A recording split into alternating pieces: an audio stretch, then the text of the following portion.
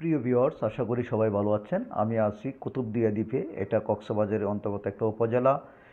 এটা বঙ্গোপসাগরের ভিতরে অবস্থিত অপরূপ সৌন্দর্যমণ্ডিত একটা উপজেলা। এখানে দেখার মতন অনেক কিছু আছে। তো এই মুহূর্তে আমি সাগরের পাড়ে আছি, একেবারেই সাগরের পাড়ে।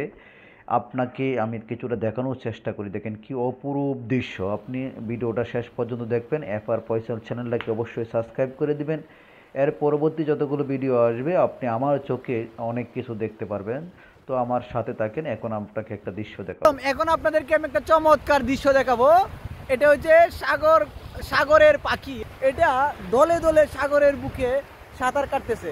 আমি এটা এর আগে কখনো দেখি নাই এরকম। হ্যাঁ, পাখিগুলো দেখেন অত্যন্ত সুন্দর দেখাচ্ছে ওদেরকে। মানে এই যে সাগরের যে একটা অপরূপ দৃশ্য, এই পাখিগুলো দেখেন ঢেউয়ের তালে তালে কেমন করে নাচছে। হ্যাঁ, এই যে দেখেন ঢেউয়ের তালে তালে ওরা কেমন করে নাচছে।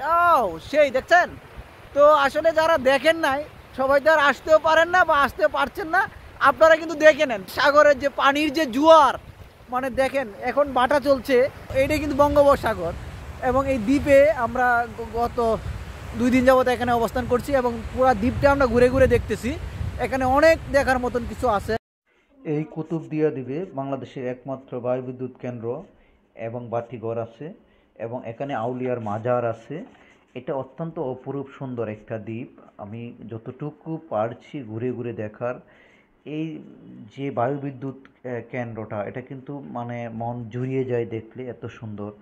তারপরে অনেকেই কিন্তু বাতিঘর দেখার ইচ্ছা পোষণ করেন। এখানে একটা বাতিঘর আছে, আমি যেহেতু এটা রেকর্ড করতে পারি নাই, কিন্তু এটি এই যে একটা দৃশ্য, অপরূপ দৃশ্য, এটা কিন্তু আপনি না ভুলে দেখতে পারবেন না। এদিকে লাল কাঁকড়া ধরতে গিয়ে অনেকটা তো হাঁপিয়েই গেলাম আমরা। এত নিচ পর্যন্ত যাই কেমনে?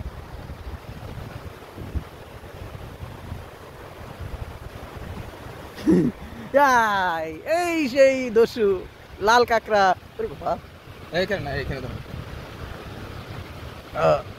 কামড় দেয় নাকি?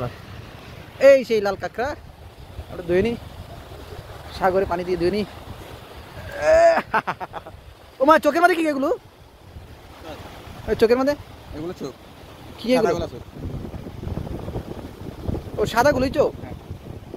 ওরে কাঁকড়া চোখ কিরকম দেখেন, দেখতে পাচ্ছেন?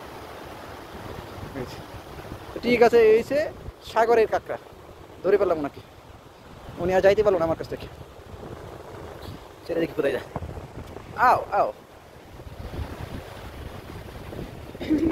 দেখেন দেখেন দেখেন দেখেন দেখেন দেখেন।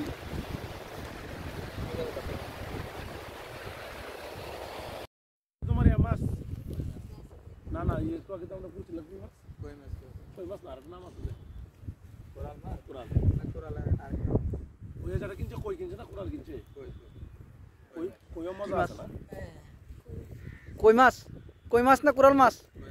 কই মাছ এটি কোরালই বলে আর কি, এক ধরনের কোরাল। কোরালে তো বহু প্রকার আছে। এত বড় শুটকি মাছ কিন্তু এর আগে আমরা কখনো দেখি নাই। তো বাচ্চাটার কাছে শুটকি মাছ দেখে আমরা বললাম যে এখানে বেশি করে কোথায় পাওয়া যায়। তো এখানে চলে আসলাম। দেখেন মানে এই মাছগুলো সাগরের মাছ, এগুলো ওরা ধরে এভাবে কেটে তারপরে শুকানোর জন্য দিয়েছে। ভিতরে দেখেন একটা চাকের মতন আছে, কিন্তু ওইটা দিয়ে মানে এটা কি যে একটা, মানে দেখতেই যে একটা শান্তি, একটা মানে এটা যদি আমি এই কুতুবদিয়া দ্বীপে না যাইতাম তাহলে কিন্তু এরকম দেখতে পারতাম না।